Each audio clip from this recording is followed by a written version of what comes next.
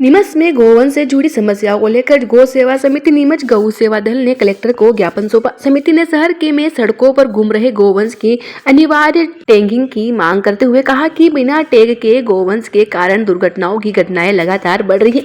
ऐसे में सभी गोवंश को टैग लगाकर उनके मालिक की पहचान सुनिश्चित की जाए और लापरवाह गोपालकों पर सख्त कार्रवाई की जाए। ज्ञापन में सुझाव दिया गया है कि बिना टैग वाले गोवंश को गौशाला भेजा जाए और टैगिंग की प्रक्रिया पूरी होने के बाद ही उन्हें उनके मालिक को सुपुर्द किया जाए। इसके साथ ही समिति ने बेसहारा नंदियों के लिए अलग गौशाला बनाए जाने की मांग उठाई है ताकि शहर की सड़कों पर घूम रहे नंदियों में आमजन को परेशानी न हो। समिति ने रबी सीजन को देखते हुए गेहूं के सुखले और भूसे के अवैध भंडारों व जिले से बाहर परिवहन पर रोक लगाने, शासन स्तर पर खरीदी कर गोपालकों को रियायती दर पर उपलब्ध कराने की मांग की है। साथ ही सड़कों पर गोवंश छोड़ने वालों पर पशु क्रूरता अधिनियम के तहत कार्रवाई करने की भी मांग की गई है। अब देखना होगा कि प्रशासन इन मांगों पर क्या कदम उठाता है। कार्यालय में आए हो कि इस बात को लेकर ज्ञापन दिया और क्या कुछ मांगे? ये एक ऐसा विषय है जो पूरे देश के अंदर आज गौ माता के विषय में चर्चाएं चल रही है। गौ माता को राष्ट्रमाता बनाया जाए, गौ माता को सम्मान दिया जाए, उसी विषय में आज हमने नीमच में भी एक बहुत बड़ा 5 बिंदु का हमने एक आवेदन दिया है कलेक्टर महोदय को, ताकि हमारा जिले पे ये कार्य हो सके।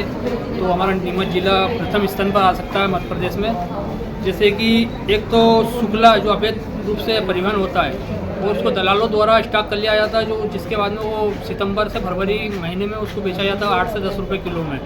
वो शुक्ले को अगर शासन स्तर पर खरीदा जाए, सस्ते दर पर गो पालक को दिया जाए आधार टेक के आधार पर, तो इससे दो बात का फ़ायदा होगा। एक तो गोवंश भी जो रोड पर भटक रहा है उनको भी एक गोपालक पालेगा, सस्ते दर पर शुक्ला मिलेगा तो गोपालक भी पालेगा। दूसरा जो अवैध रूप से परिवहन हो रहा है उस पर भी रोक लगेगी।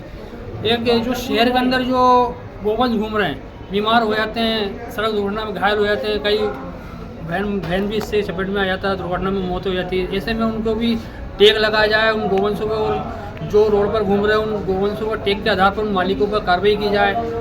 बिना टैग के सारे गोवंशों को गौशालाओं में भेजा जाए, ताकि ये जो अभी जो नगर पालिका जितने गोवंश पकड़ती नहीं, उससे ज़्यादा गोवंश शहर में लाकर छोड़े जा रहे हैं ग्रामीण क्षेत्रों से पशु व्यापारियों द्वारा।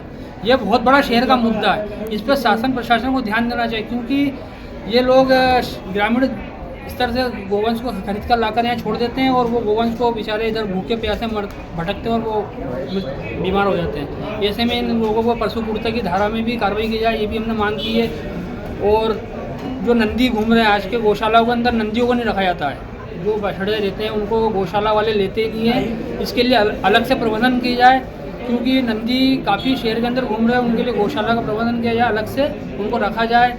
और अभी आपने देखा होगा कई जगह ये जो अवशेष मिलते हैं, कई माहौल ख़राब होता है, सांप्रदायिक माहौल ख़राब होता है, क्योंकि कुत्ते भी इनका शिकार बनाते हैं। लोग इनको छोटे छोटे बच्चों को रोड पर छोड़ देते हैं, फिर वो कुत्ते उनको शिकार बनाते हैं और ऐसे में उनके अवशेष उठाकर इधर उधर डाल देते हैं। इससे भी काफ़ी माहौल का, हमारा शहर का माहौल शांति भंग होती है, ऐसे भी खतरा होता है। इसके शासन को आगे रह के इसको प्रबंधन करना चाहिए इसी स्तर पर। और ये बहुत बड़ा मुद्दा है। अगर हमारे को गौ सेवकों को साथ में लेकर प्रशासन काम करे तो हम शासन के साथ में मिलकर काम करना चाहते हैं। और ये जो गोवंश का जो मुद्दा है, हमारे शहर को हम नीमच में प्रथम स्थान पर ला सकते हैं।